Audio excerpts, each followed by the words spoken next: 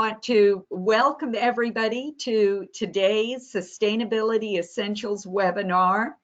And I want to especially welcome Jerry Epperson. Thank you for being here with us, Jerry. We are pleased that you will be talking with us today about what the circular economy can do for furniture retail. You've got a wealth of expertise and information to share with us. Oopsie, I am on the wrong spot, y'all.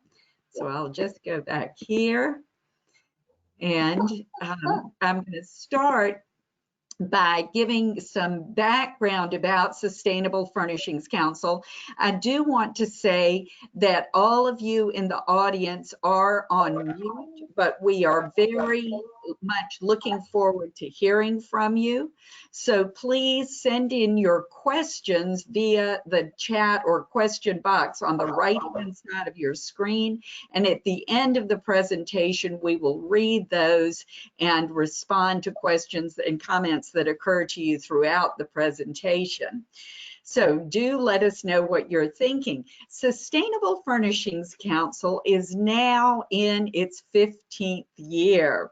We are a coalition of companies that are involved in residential furnishings in various ways. So some of our members supply materials, or they manufacture products, or they're stores where these things are sold, or interior design firms. And importantly, our members also include conservation organizations, which were very important as we were getting started. So World Wildlife Fund and Rainforest Alliance and others helped us look at what are best practices for sustainability in our industry, and how do we recognize exemplary implementation of those practices.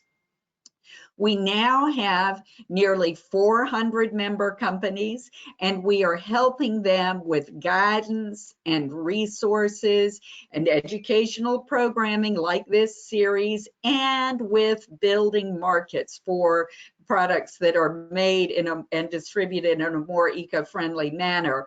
Our member seal, which you see on the screen here, is well respected and recognized.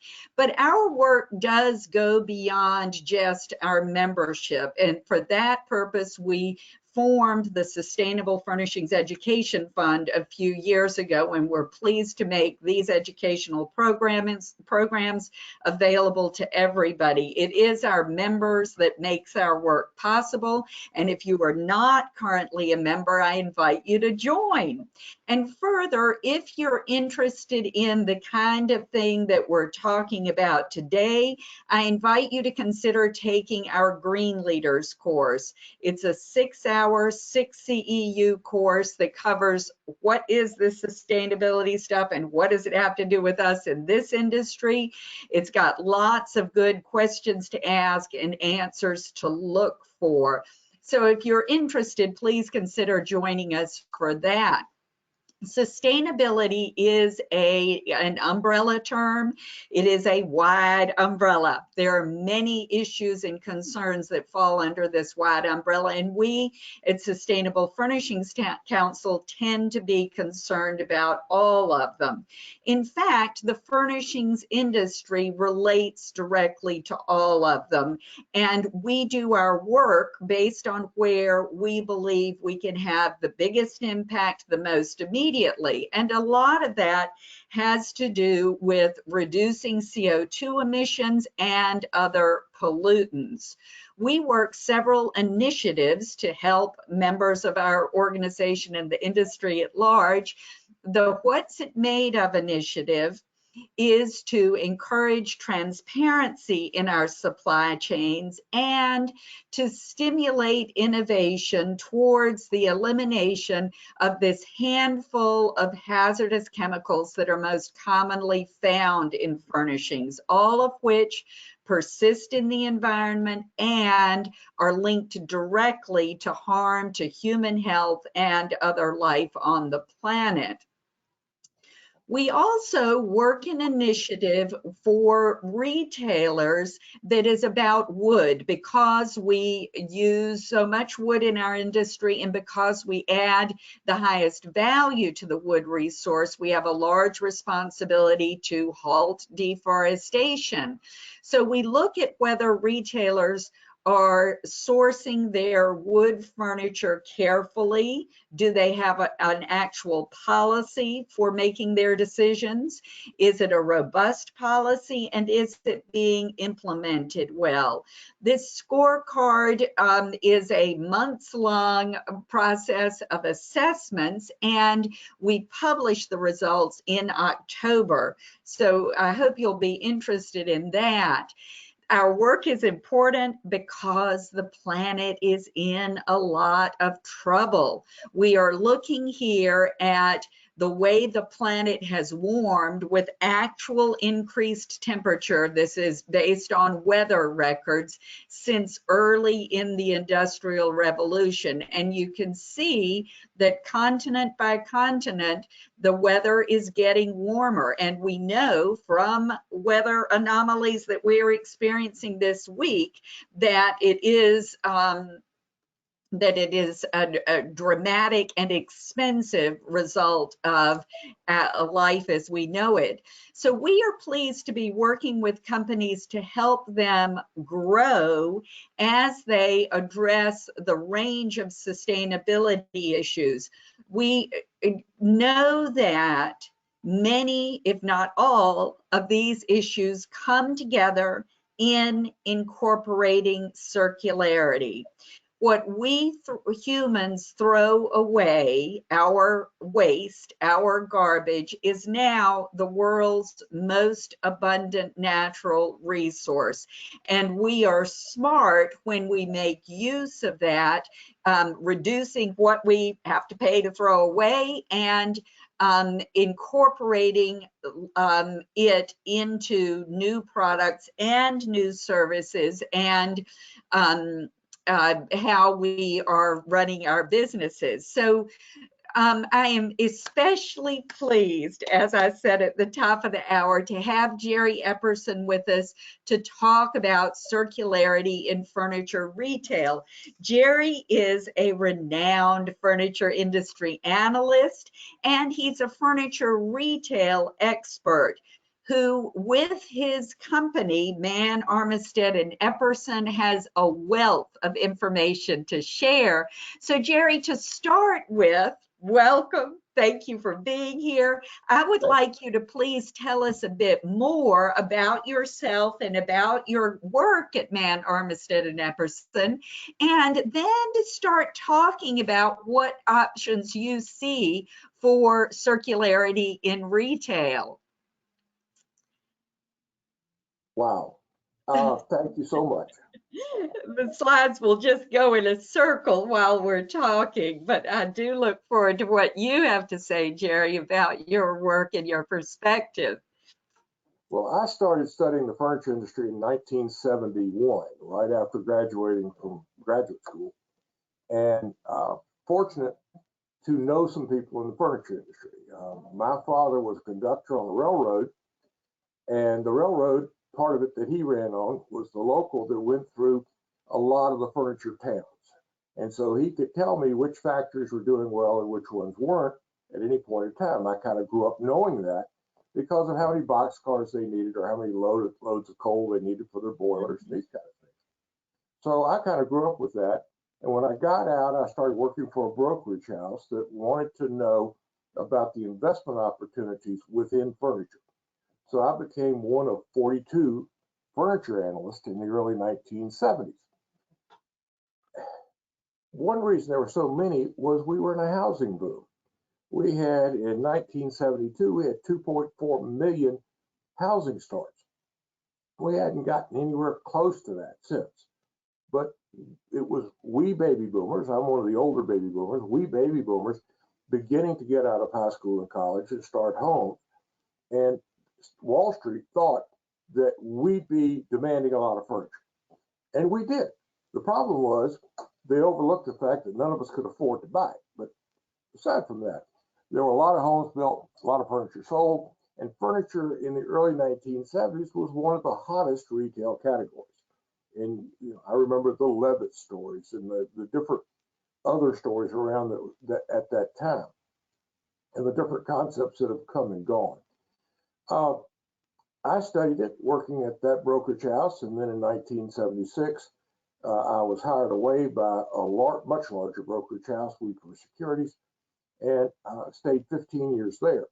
My two partners today, Jim Mann and Howard Armistead, were the investment bankers. They did mergers, acquisitions, financings, that kind of thing at Wheat for Securities, and I was a resource to them. I could tell them oftentimes this company needed this company needed that, and we were very successful. And in 1991, we looked around and said, why are we doing this for somebody else? And we started our own firm, and were shocked when we learned that the name Mann, Armistead, and Epperson hadn't been snapped up by somebody else. So we had that name going for us.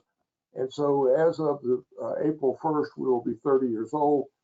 The three original partners are all still there. We've got the best staff we've ever had.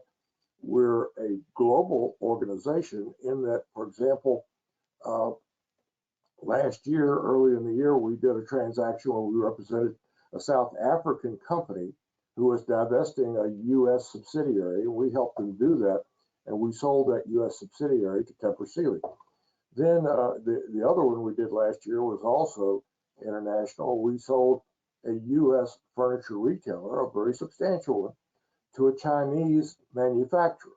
So we do this, and we love it. I mean, mergers and acquisitions are what pay our bills. And so I do research to stay in front of the industry. So hopefully they'll call us if they've got a need for our types of services. I look at sustainability in a very cold way. Sustainability is going to be a profit center from now going forward. If you look at the young consumers that are rapidly growing into the key ages of 35 to 54, which are the most dominant for buying and selling home furnishings, if you look at them as they age into these groups, and the millennials, those famous millennials, are now into that key group, they care about this. They've been taught about this in school. They've been reading about these issues. They're worried about their earth. They're worried about what we older folks are doing to it. And they want to work with companies and buy products that are active, not just passive, but active in addressing these issues. I look at the ads for Subaru, and they contribute $250 to your charity. You click off one of like 6 in a box that you want the $250 to go to for every car they sell. And that's a key, and helps them draw in young people. And we're seeing that more and more almost everywhere. Everyone should be advertising that they are working with sustainable products, that they are as green as they can be for the consumer. That's a key. And we really think in the future that that's going to be an important marketing tool. You need to put it in your paper advertisements, you need to put it in your radio and TV, you surely need to put it in all your social ads. So that's important. So I see it as a profit center. I think you're right. Yeah, I think you're right. I think there's huge potential in making money on this.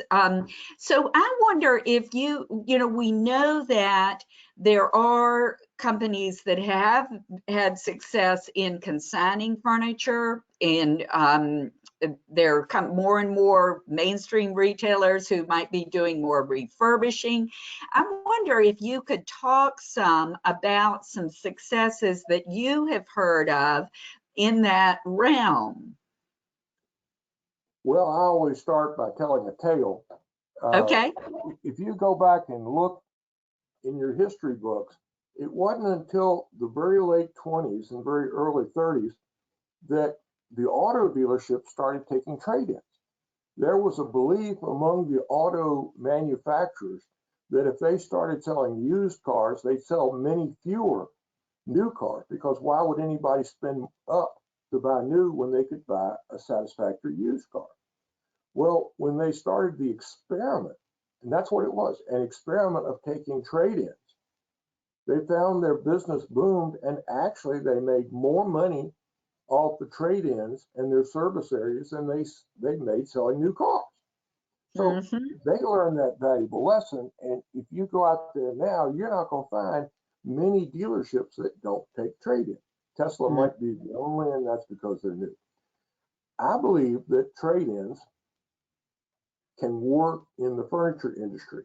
I'm a little concerned about the word consignment, because the word consignment has had a lot of problems at retail. Consumers have had bad experiences in the past with consignment. They put product up and the company went out of business. They put product up and they didn't sell it for anything. Instead, I would address it a little bit differently. If I'm working with a young consumer or an old consumer, and they're buying a brand new sofa, there's a really good chance that they're buying that new sofa to replace an existing sofa. You might just ask them, what are you going to do with the old one? And if you're sending the truck to deliver your new sofa, see if you can't bring back the old one. Make a corner in the warehouse, and for some consumers that are coming in, that might be a viable option. You may not even promise the people a dollar amount. You may just say, we'll have a much better opportunity to sell your old sofa than you will. And we can do it, without home visits and interactions. Where this has worked most successfully in my exposure has been college towns, because young people going off to school in their first apartments, you can rent furniture to go in there, but that's pretty expensive. And but you can go to, if you can go to a local furniture store, you don't advertise this all the time. You advertise it in the early weeks in each semester. Just say, we've got stuff over here. Why don't you come buy this? You make them walk through the store to get to it. That's so that they can see something there that they might want. It creates traffic. Then you take them in the back, and that doesn't have to be pretty. That doesn't have to be displayed in vignettes. You stack it in there any old way, because these are young people. They'll see something they can like, and they can purchase it from you, use it. And I can assure you, it's not going to be usable by anyone else in the future once the college kids have it. So that product gives them value, creates a good image for your store, saves the parents some grief. And one of the statistics is that over 70% of college graduates live within 60 miles of where they graduated. So they're going to be part of a market going forward. So I think there's an opportunity for, when they come through the store, for the parents or the kids to see something. Then when they get in the back, that's a real deal for them. And then the father's looking at this and saying, wow, I'm glad I didn't have to bring my living room sofa here for my kid. Not that I mind my kid having my old sofa, but I would have had to pay for a new sofa for my living room, and that would have been really expensive. So these kind of things all work together. If you're in a community where a lot of people are coming to retire, have second homes, condos, those kind of things, it's a great opportunity. And just because they're replacing it doesn't mean there's anything wrong with it. Right. I look at decorative accessories that are being changed because of the color scheme. There's nothing wrong with those. I look at rugs sometimes. There are a lot of different products that can be very valuable. In fact, if you think about it, there's a whole industry made up of used furniture. We just call it antiques. So, some of the stuff in antique. One of the things that to steer you in a slightly different direction, since we do have a lot of interior designers in our circle, one of the other things you've talked about is how for a store to have these secondhand items in the store actually invites more creativity, and it can make the store all the more interesting to creative types like designers. I think that's absolutely right. We can, the key to that typically is to find something that's distinctive. You don't want to put things that are commodity type products. You want to find things that are one of a kind, that are distinctive. The other thing that's true is we baby boomers are, the oldest baby boomer right now is 74. And one of the things I learned a few years ago when we lost my mother is when the family gathered to go through her home, and I'm the senior, so I was the one most concerned that we'd end up in a fist fight over her treasures, these items that have meant so much to her. Turns out my children, my nephews, my wife and I, none of us needed any of it. Mm-hmm. And it was tragic. I'm so glad my mother does not know that. She'd be distressed, because it was valuable furniture. There's nothing wrong with it. Mm-hmm. And so we ended up giving a lot of it away. Just like when my wife and I moved from our home to this condo in 2016, our much larger home, we had to get rid of a lot of things. Oddly enough, if you go to my sister-in-law's house right now, it looks a lot like the way my house used to look, but that's beside the point. So there's an issue about finding a home for this merchandise that is perfectly valuable. It should not end up in a dump. It should not end up on a street corner for somebody to pick up. Yeah. This has value, and therefore it can be profitable. Let's talk a little bit about how selling secondhand furniture and even making the effort to refurbish furniture can be a profit center for retailers.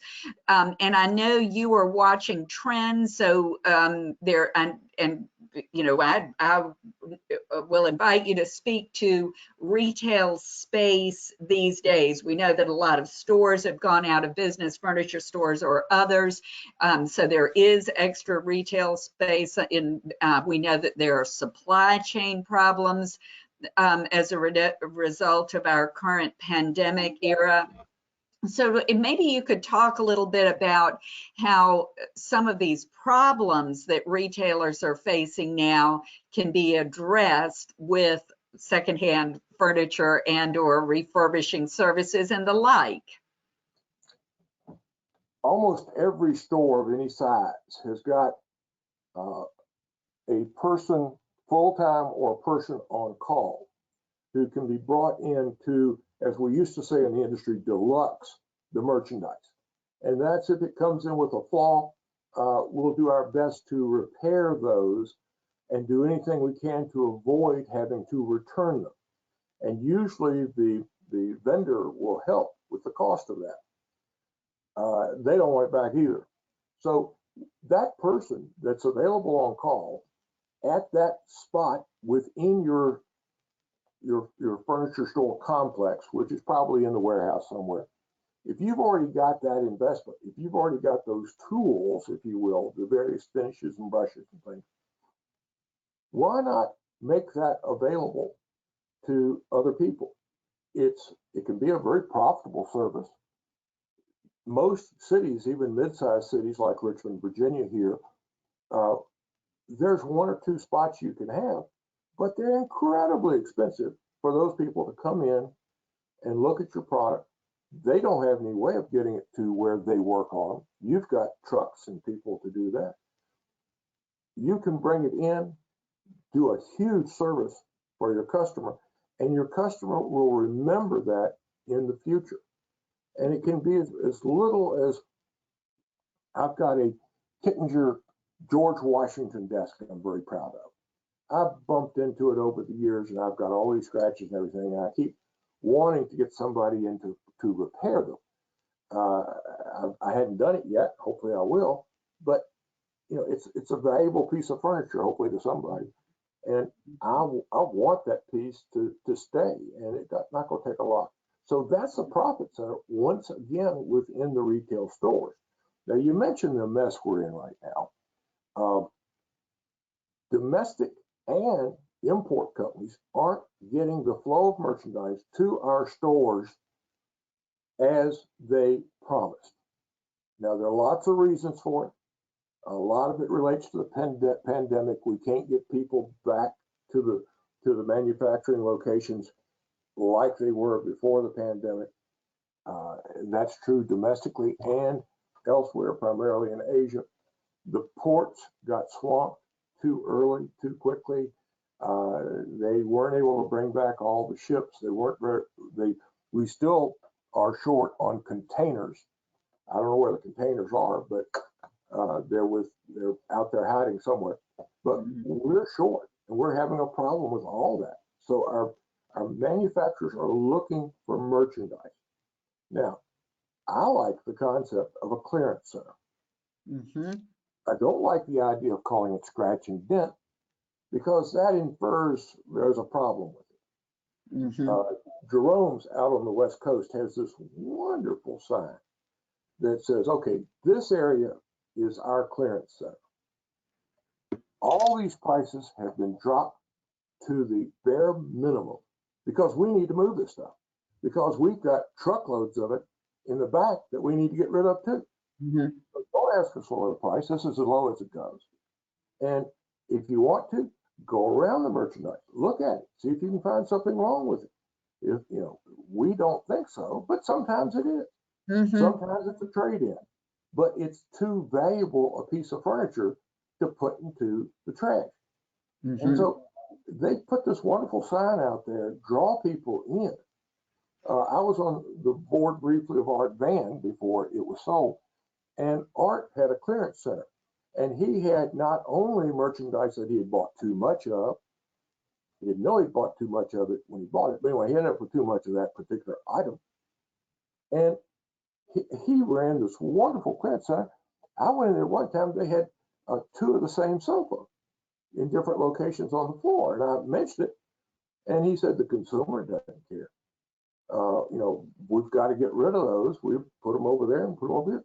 I've seen stores put merchandise, identical merchandise, on the floor that is in their promotional part of the store, the clearance center part of the store, put different prices on an identical item.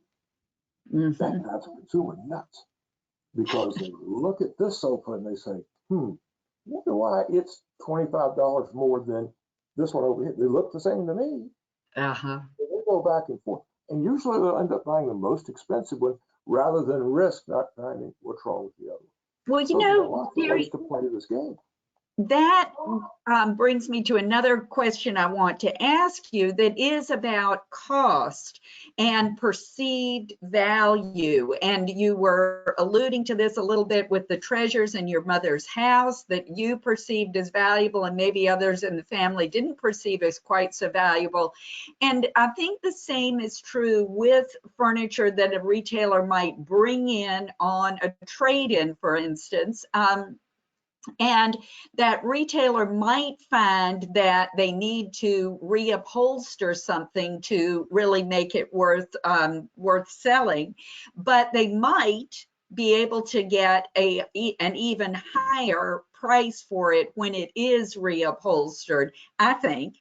So I wonder if you could speak to that a little bit, and perhaps, given that all furniture stores are in whatever community they're in and are part of that local economy, perhaps also speak to the fact that reupholstering it is going to give the reupholsterer the job. Might be an in-house person, might be a local business, but that always, you know, if the community has a robust economy, it's good for the retailer too. So maybe you could talk to that a little bit. Well, that's true, particularly with sofas made in the 50s, 60s, and 70s. They tended to be made with very, very substantial frames. Most of them were well sprung, and it is something that's worthwhile to recycle that. If at all possible, it's just too good to waste. Mm-hmm. There have been times where some of the manufacturers of upholstered furniture have advertised they want to buy these frames because they can buy them, reupholster them, and sell them as new along with their other new goods that have a brand new frame, because there's nothing wrong with the frame. Oftentimes there's nothing wrong with the spring. So this is important, and once again, it can put money into people's pockets. Plus, we're not wasting materials. Yeah. Now, if you really go into the details, some of our species have been pretty well picked over. We're just now seeing the mahogany, where some of the mahogany is coming back in a little bit. At one time, we picked over, and we need to let some of the young stock grow up. In rattan, we stole most of the good size rattan stock and began using smaller and smaller stock, and it was reflecting the value of our furniture. Now we're beginning to get back to some of the more substantial rattan. All these things have a cycle, and if you can reuse them. Now, a lot of people are going to scream, we're a big manufacturer. We do things in quantity, and you can't do that with recycled goods, with consignment goods, all that. That's fine. That's fine. There are a lot of other stores, a lot of other manufacturers and retailers who can. Yeah. One of my really, really loud preaching points is that if you look at our big retailers, if you look at the Value Cities, the Rooms to Go, the Ashley stores, and so forth, they're very limited in who they can buy from, because there aren't many factories that can supply the volume that they need for all those stores, wherever they are, and in the volume that they need. Yeah. So they're limited in who they can buy from.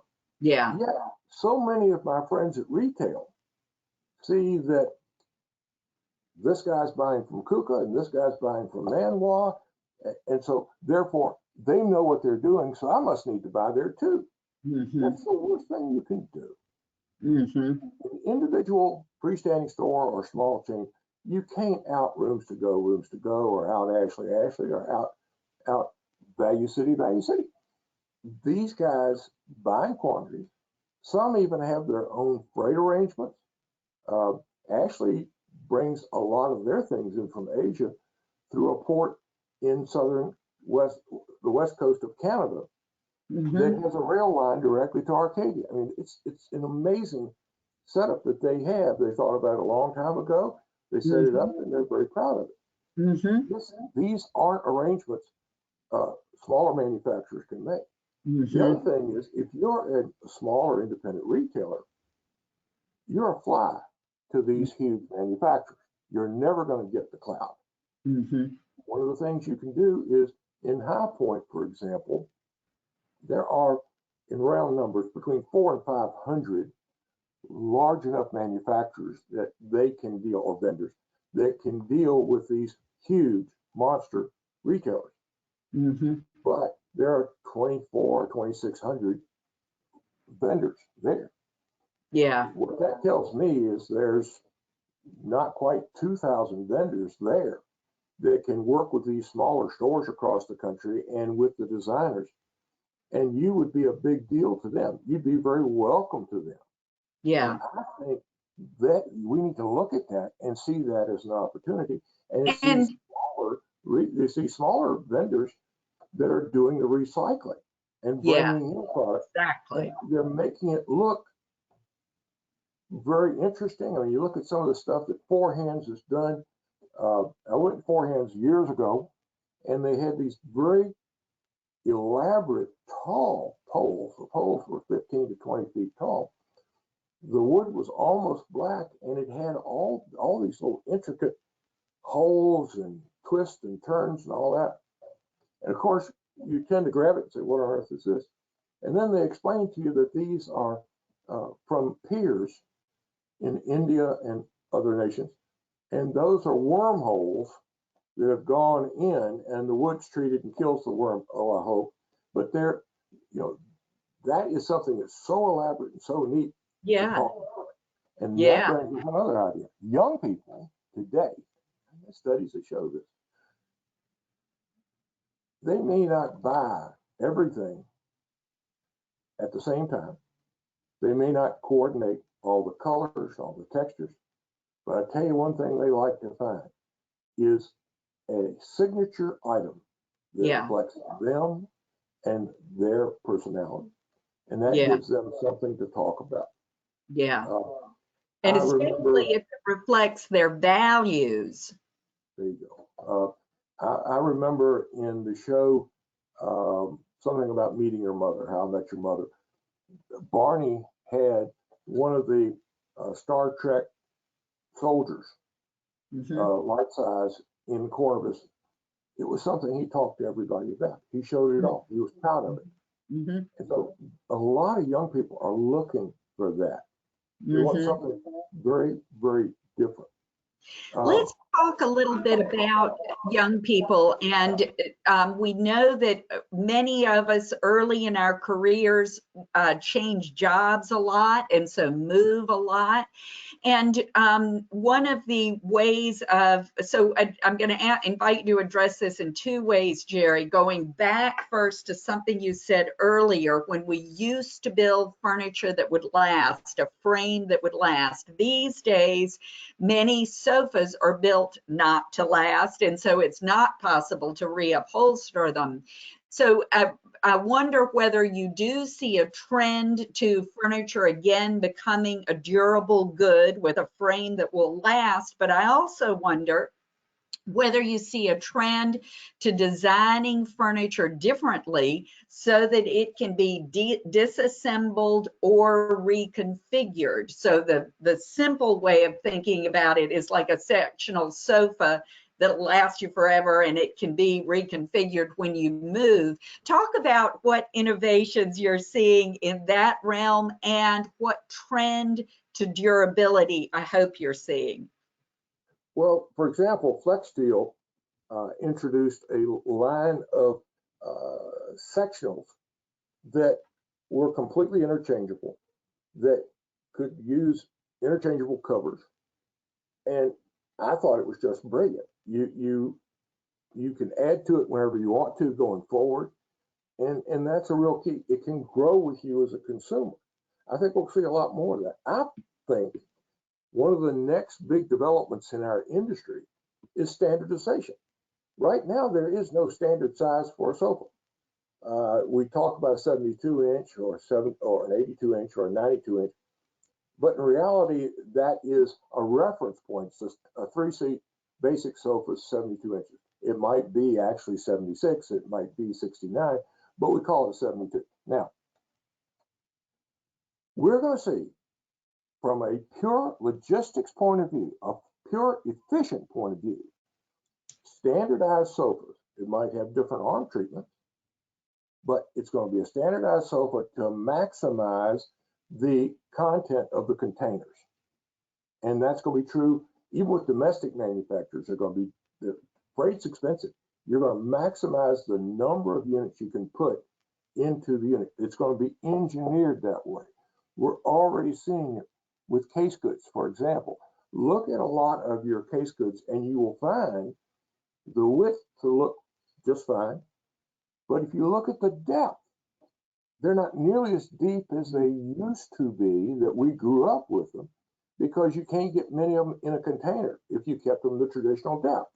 Look at the drawers. The drawers are much more shallow. Why? You can't keep that depth. So all of that's engineering to cut down on freight costs, which are getting to be more and more expensive. So we're going to see standardized pieces.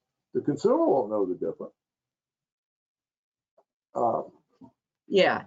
In the late 1970s, one of the best-selling collections of all time was Henrydons Scene 1.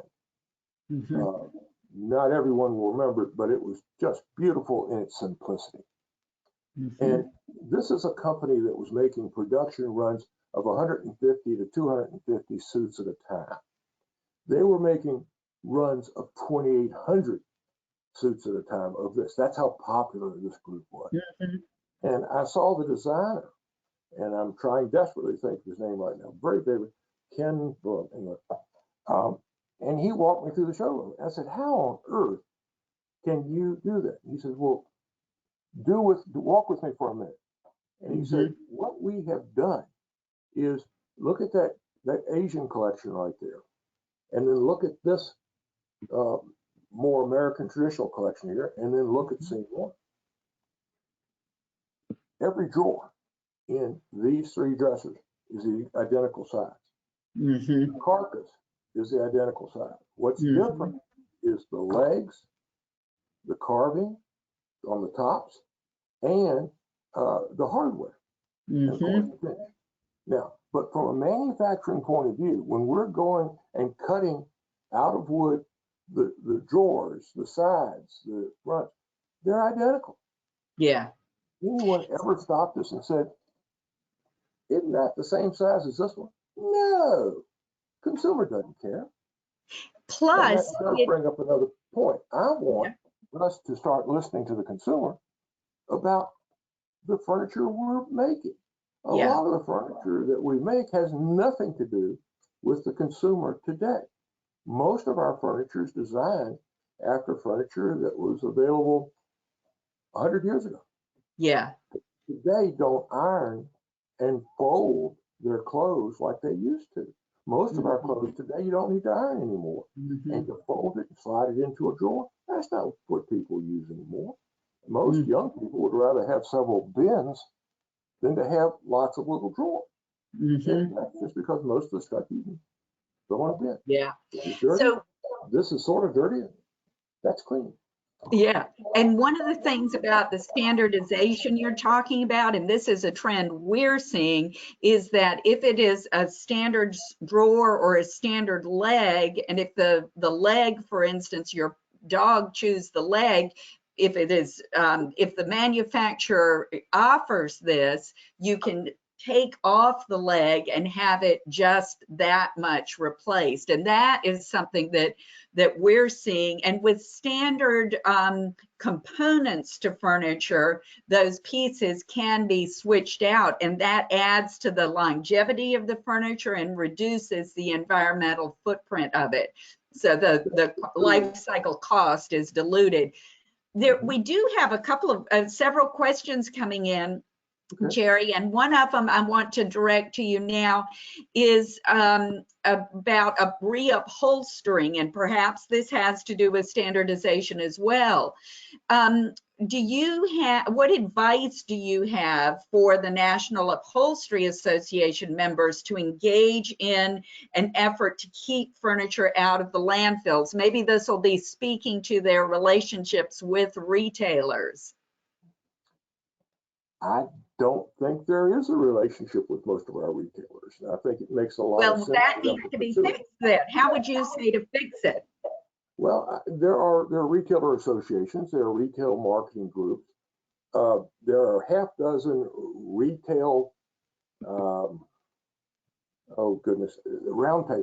okay? Yeah. Where non-competing retailers get together once a quarter and share their best ideas. It can be over accounting, it can be over a vendor, it can be over display or sale that worked. If we got some of them to begin to carry a simple rack of upholstery fabric, and then had separately either a book or a computer access site, so that if you wanted something reupholstered, it could be done for you, and you have access to that material and to the individuals who can reupholster. Yeah. I think that makes a lot of sense. And we don't have everybody out there, but I know my friends at American Furniture Warehouse, they've got this whole area where they assemble furniture, they bring in the parts from overseas to cut out the middleman, they repair, they refinish, they refurbish, and it makes them in their markets the low-cost vendor, and that's a real thing. What we talk a little bit, Jerry, about how you scale that? And this would be for a regional retailer because they're known and unique in their market. And if they want to do more in trade-ins, I mean, obviously the standardization you're talking about is a great help, because if they're standard parts, then those are going to be easy to have on hand in a refurbishing area. But talk about scaling it some, and talk about successes you know of where retailers are in fact enjoying a new profit stream in their refurbishing business. The rental furniture market discovered this a long time ago. And if you put a sofa out in the marketplace and it comes back and it's got cigarette burns, if you will, or spills on one arm, they buy these sofas that are, they're not consumer assembled, they're made for the store to assemble, but they can pop the arm off, pop a new arm on, and that doesn't go out as a rental of a damaged product. It goes out for full rent. And that's kind of one of the advantages of that.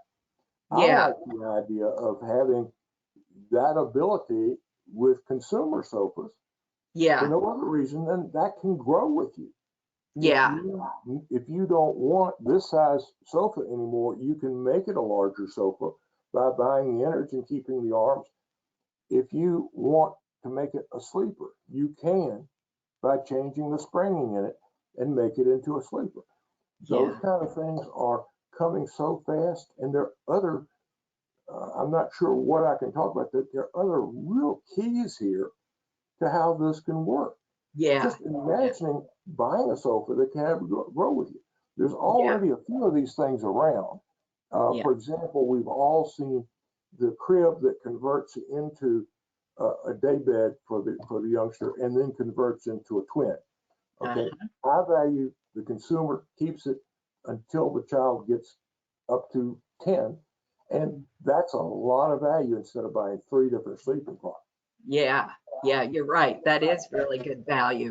And on the subject of sofas that can be reconfigured and components, one of our members called Sabai Designs, which is a direct-to-consumer manufacturer, they make their furniture in a modular way. They're making it domestically. They are able to sell you a new leg when the dog chews the leg, and they also are taking back. So they will buy back at a reduced price, of course, but they will buy back that sofa that you do not want to move across the country when you move. And I think that that's something that we're going to see more and more of, that added longevity and that great flexibility. One of our participants was asking, though, about the opposite of that, a very solid frame that can be reupholstered, but the frame, the foot of that sofa frame would not be able to be replaced.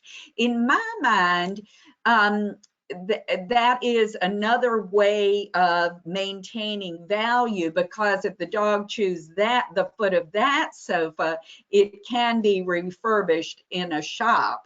And it seems to me further that these days, when retailers do have, in some cases, more warehouse space than they need with an interrupted supply chain, putting a refurbishing operation there could be something that their community could support in an economic development effort that might be, because it might create new jobs and develop new skills locally, which would be a way of working with the National Upholstery Association too, I think.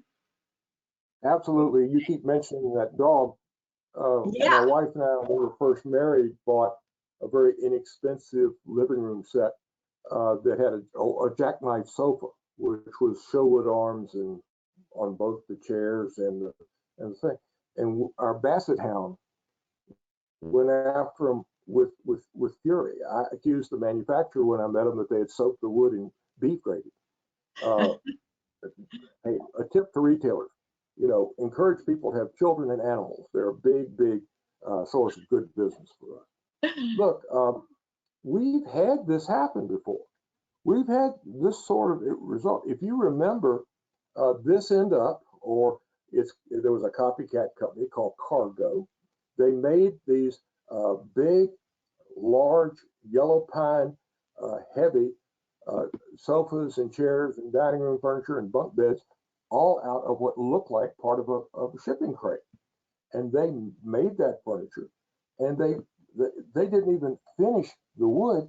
They dipped it in a vat of finishing material, pulled it out, rubbed it off, and then just they had interchangeable cushions, interchangeable backs. All those cushions you could buy pull-on covers to recover your cushions, or you could just buy new cushions that were very inexpensive. You could turn your sofa into a sleeper.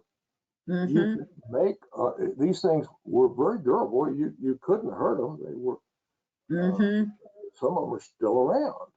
But for a while, that was extraordinarily popular with young people because it was inexpensive, it was durable, but it could grow with you. A couple I'm thinking of that were good friends of ours took theirs out of their family room and moved it into a basement room, and they probably still got the thing. I don't know what you can do to hurt it. Yeah. One of the things that I want to turn to is a little bit different for retailers. I mentioned our wood furniture scorecard, where we assess retailers on their wood sourcing policies. And that scorecard does give points for choosing recycled materials, recycled products, because that helps save the forests of the world. So we have an opportunity now, and we've got a question about this about different streams of revenue for retailers who might, the pandemic has been good to furniture retail, but the economy has been knocked on its back by the pandemic, and so retailers do need to be thinking about a future where they need to be agile and have various streams of revenue. And so as we talked about, consigning or taking back furniture and refurbishing furniture would be options for that. That will also give those retailers more points on the wood furniture scorecard. And I think that, as you've said, consumers care about these things. So you might talk some about the values that those furniture people coming into the furniture buying public have. What are their values? Well, again, it's a coming wave with the more and more young people that move into the key buying ages. This is very important to them. This isn't just a casual thought. It isn't just trying to be a goody two-shoes. It's important to them. It's important. It's almost a religious obligation that they want to do this, and they want to teach their children the value of doing this. The retailers are a little bit in a bad spot because they're extremely reliant upon not only what their vendors are telling them, but the truthfulness of their vendors. We've got a lot of woods out there that you can make look like a lot of other woods. The current investigation into Vietnam about fair trade is largely about they've been getting wood from Cambodia and elsewhere, and it's a protected lumber, but they're making furniture out of it and claiming it to be rubber wood or something else. And so it's being investigated. It's probably going to end up being punitive tariffs on Vietnam because of this. So we see some organizations out there that are watching out for this. But a retailer has to rely upon the credibility of its vendors to tell them there are laws out there. Well, they do have to rely upon that credibility, but having a policy helps, so they can give their vendor their policy, and their policy can specify that they don't want to be contributing inadvertently to deforestation by specifying what they are looking for. And we do, as you say, have laws that will protect the retailer and protect the consumer as well as the forest. And for instance, the Lacey Act is going to ensure that laws of other countries haven't been broken either. So though you're right, tariffs may happen in Vietnam, I think they're not necessary because simple Lacey Act enforcement would take care of that.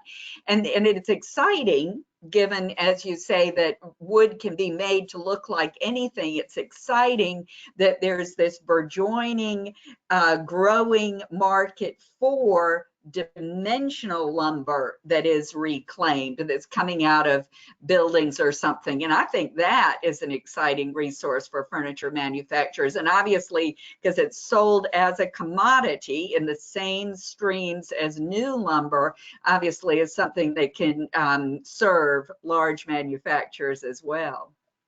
And there's a huge demand, a growing demand for engineered lumber. Yeah. Which I find very interesting, but they can do incredible things with the way these particle board and plywood and things put together. Years ago, walking through one of the larger RTA furniture manufacturers, they used a grade 6 for this, that, and the other, and they used a grade 7.5 for this, that, and the other. And I asked them what they were talking about. Yeah. Well, yeah. You can buy different grades of plywood and particle board in terms of what they'll support, in terms of whether or not they'll hold a screw or not. Yeah. You know, those kinds of factors. So you're not paying for a higher cost lumber when you can make do with this. You know, I never gave it much thought, but and a lot of that MDF is industrial waste, is made of sawdust from the same factory floor. So that's another efficiency. You know what, Jerry? Believe it or not, we have come to the end of our hour. Really? Well, you're mighty kind. I'm real proud of myself. I didn't use any words I shouldn't. You did not. So that's always important. Yeah. And I've thoroughly enjoyed it, and I've learned. Thanks to you and your organization, I've learned some questions to ask and some things to watch out for. Well, thank you. We have certainly learned from you and from your decades and decades of expertise and your wonderful analytical perspective. So thank you very much for all you have shared with us, and we will look forward to more conversations. And I hope that our audience will stay in touch with you as well as with us. We can be contacted anytime by the email that you see on the screen here. And we would pass messages on to you, Jerry. If I may, we put out something called the Furnishings Digest. It used to be monthly, and now I put an individual date on it, because some months I'll put out 2 and other months I won't put out any. Yeah. But it's free. We used to sell it. We had a good response, but we get a lot more response when it's free. That's a little tip for people who work in the furniture. Yeah. So you'll send an email to research@maeltd.com. And Research the MAELTD is Epperson Limited. So if you send it there, we'll be happy to send it to you every month. Great, great. Thank you, Jerry. I read that newsletter and I do find it very interesting. So we'll make sure that everybody knows that they can get that too. Good. Thank you. Thank you very much. And I hope everybody will join us again next month for this at the same time for our next webinar. Thank you, Jerry. Thank you so all. Much. The industry appreciates you and what you do. Thank you.